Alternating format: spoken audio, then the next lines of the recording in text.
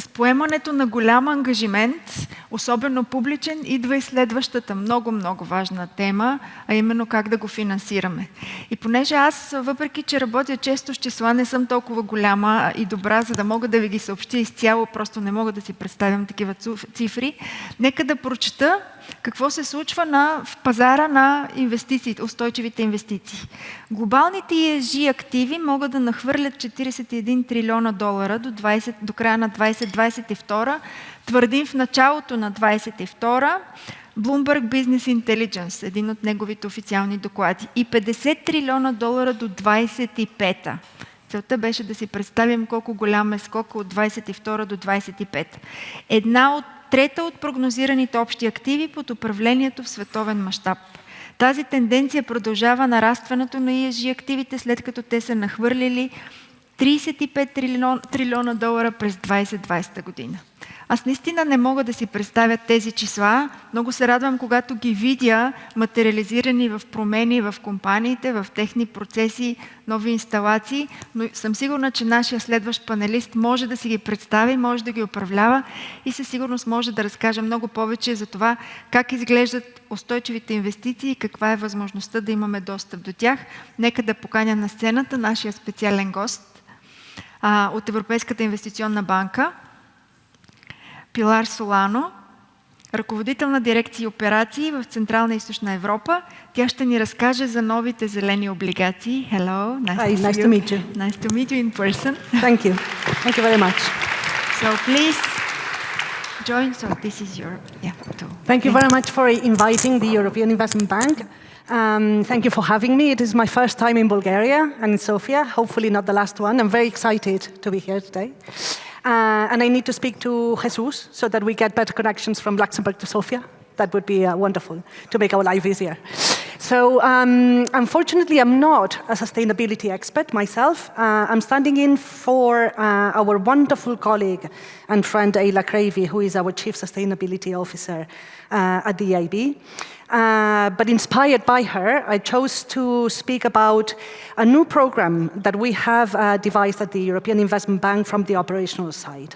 And so, as it is transformation in action, that was our action as well. We were trying to innovate ourselves insofar as we could in the scope of the sustainability. So just for me to understand as well who is in the audience, who knows who the European Investment Bank is? Oh, good, I like that very much. That's very good. I'm proud. So just a bit of background to put things into perspective. We are a not very small bank. We are owned by the 27 member states, including Bulgaria. You are a shareholder of ours. We are AAA rated. And our financing, the advantage of our financing is that we support capital formation generally, long-term, and we transfer the financing advantage that we ourselves manage to get from the capital markets. So, as I was saying, the EIB finances itself mainly through the capital markets, the debt capital markets. We have been pioneering the green bond financing, but we also issue climate awareness bonds and sustainability awareness bonds. Last year only, we managed to deploy 65 billion ourselves. That includes EU and non-EU, by the way. It's not only in the context of the 27 member states. And through our subsidiary, the EIF, which is well known as well in Bulgaria, I think, through its excellent work, we did another 10 billion. Now, there was in the context of sustainability and greening the transformation of economies, including in Bulgaria, the EIB set itself out in a path to support or to become the EU climate bank. So sustainability is in everything we do. And we started with, it's not very well ordered, but we started with discontinuing all the financings for fuel-based energy. So we discontinued even gas financings since 2020. And then we transposed these and enlarged it to become the climate bank. That's our ambition. A great ambition of ours is that we have climate in everything we do, or in pretty much everything we do. So We have 3 distinct objectives. We started with 100% of our financings be Paris aligned, and that happened since the end of 2021. Then we also commit, which we have already achieved as of last year, 50% of our financing to contribute to climate action and environmental sustainability. And also, together with the EIF, that we can mobilize by the end of 2030, 1 trillion of investment in this space.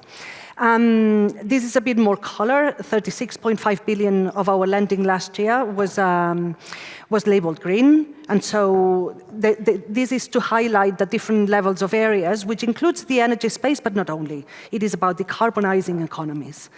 Now, how do we do this? Mainly, the EIB, as you know, we do mainly long-term lending. And so we offer loans, long-term loans. We offer also guarantees, also through the European Investment Fund. We also are engaged in equity investments, mainly through the European Investment Fund, but not only, and advisory services, which are very prevalent, I think, also in Bulgaria.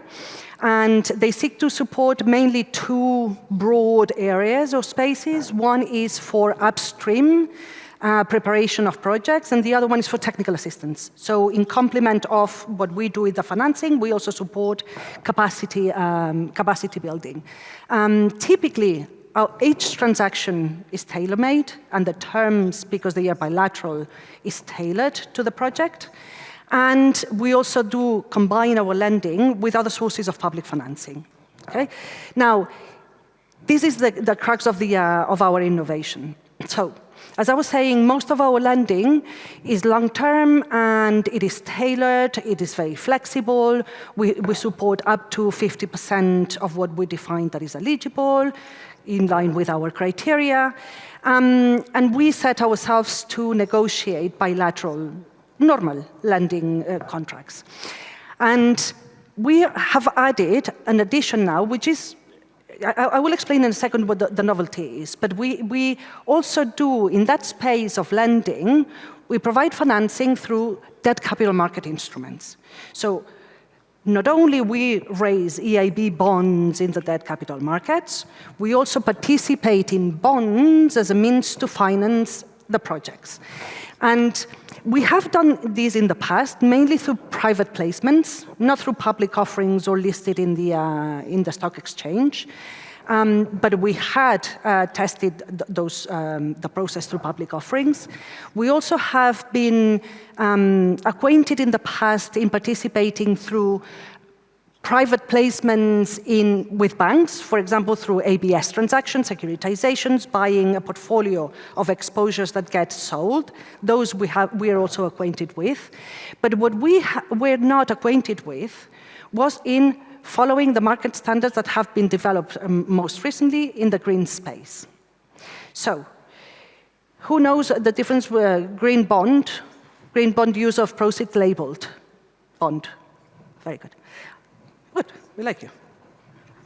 So normally, bonds, as you know, are an IOU piece of paper that gets placed with investors, and traditionally, plain vanilla bonds were defined as in the use of proceeds, all the proceeds that you raise from the market are going to be used for corporate purposes, general corporate purposes.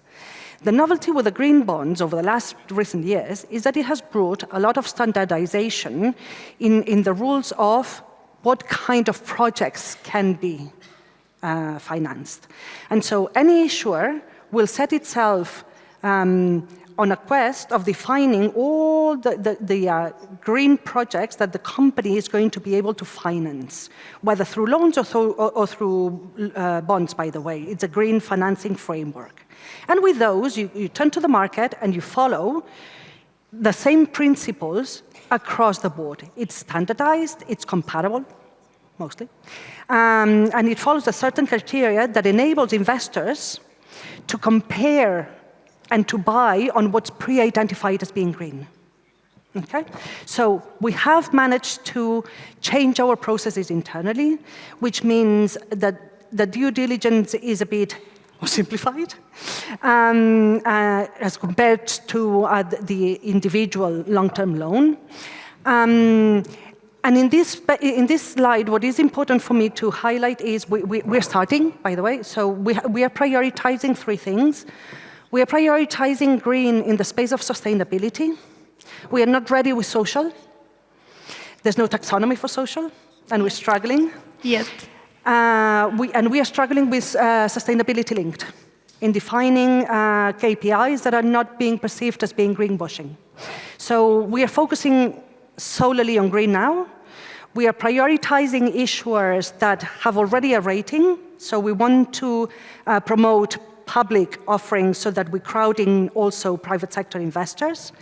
And we are prioritizing also sub-sovereigns. So it can be municipalities or cities that also want to diversify their access to financing while supporting their green transition and their green objectives.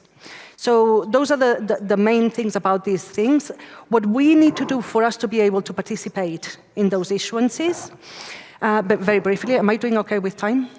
One more minute. One more minute. So the green box underlines or depicts what I was defining, the green financing framework of a given issuer.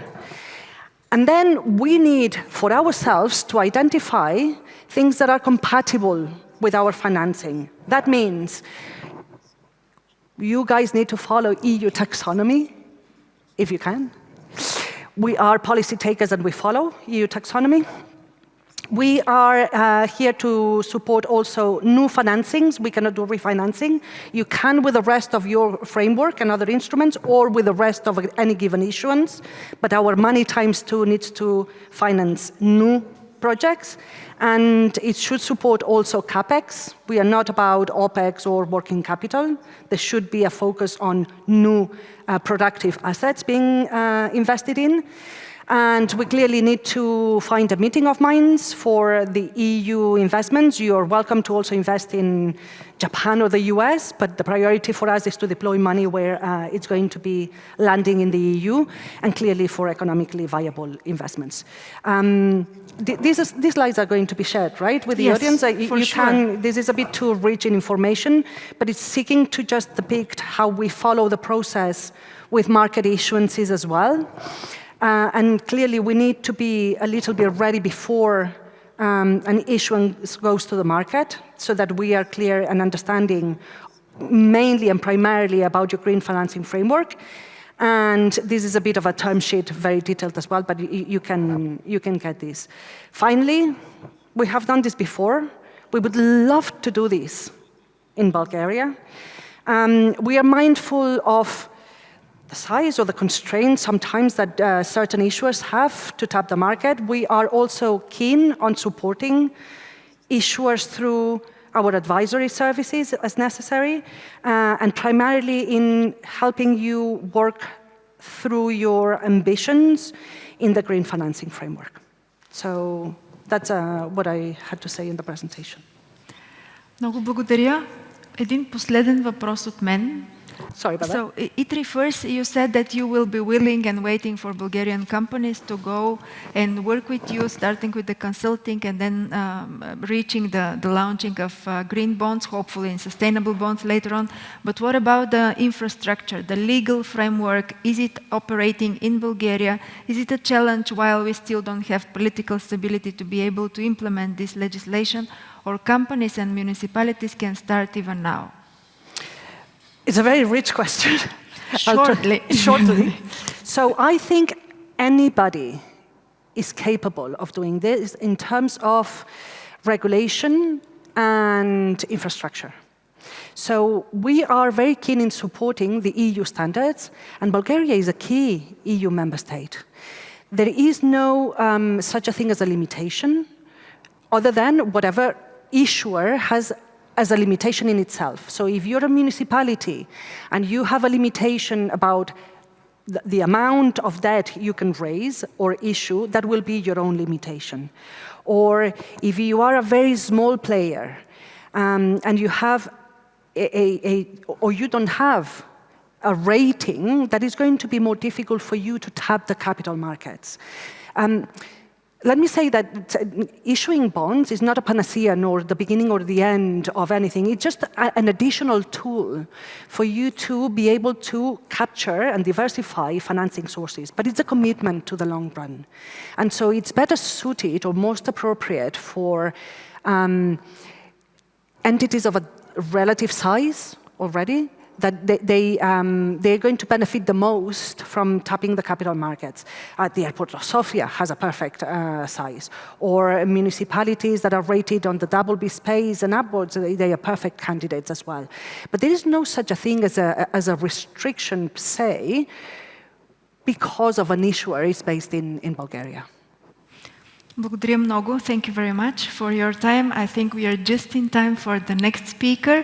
And if you are here till the end, so if there are other questions, колеги, ако имате въпроси, надявам се да получите техните отговори. Трябва да бъдем проактивни, е нещото, което аз научих от това кратко професионално изказване. So thank you. Thank you so much for having us.